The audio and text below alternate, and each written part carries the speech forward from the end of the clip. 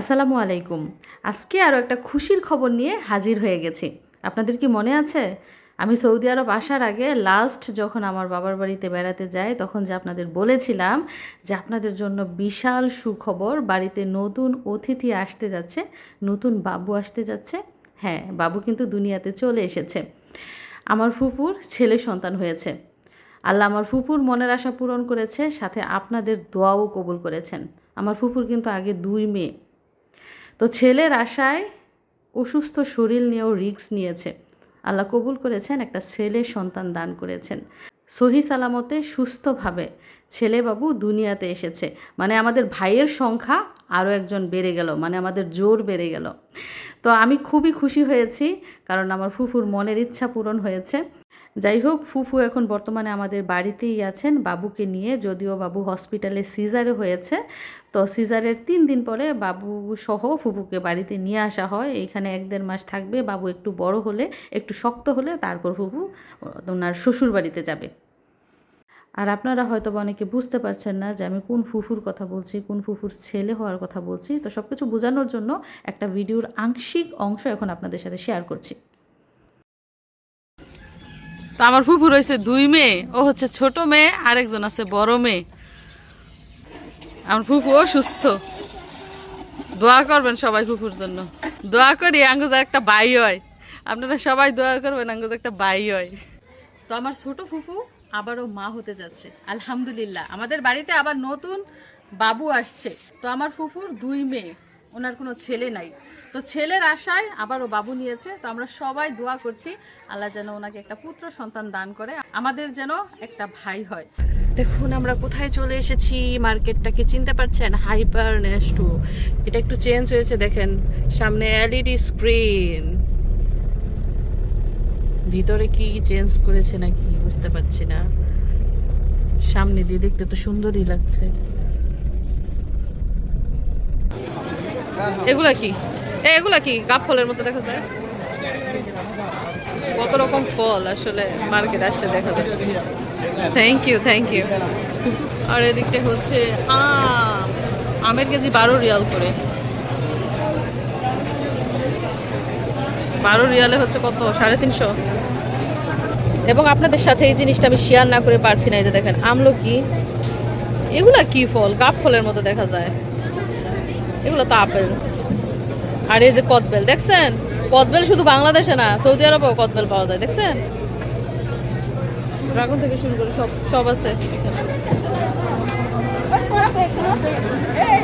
ওরে কি ভিড়, কি মানুষ, কি ব্যাপার? মিশারি স্ট্রবেরির কাছে কেন দাঁড়িয়ে আছে? স্ট্রবেরি খাবে নাকি?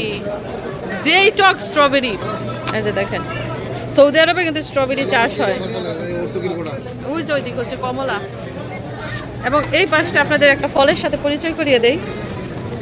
এগুলো অনেকটা লিচুর মতো, সেম সেম লিচুর মতো ভিতরের খোসাটা ফেললে।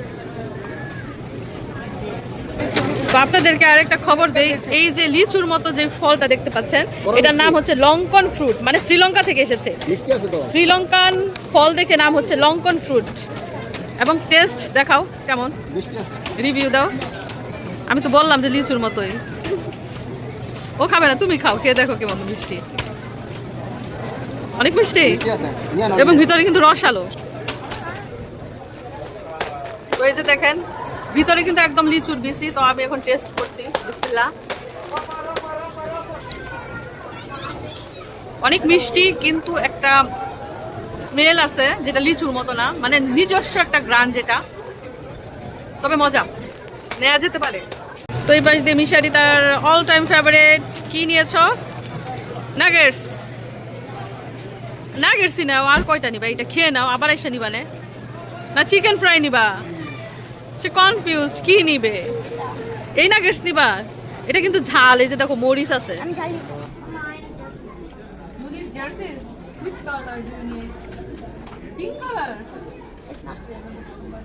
তুমি না বলো পিঙ্ক বলে মেয়েদের কালার, এখন পিঙ্ক কালার জার্সি তোমার কেন পছন্দ? রিয়াল মাদ্রিদের কি রোনালদো খেলায়? আগে খেলতো রোনালদো তো আল নাসির ক্লাবে হয়ে খেলে। তো মিশারির পিঙ্ক কালার কিন্তু একদম পছন্দ না। রিয়াল মাদ্রিদের জার্সি নাকি এটা, এজন্য সে নিতে চাচ্ছে।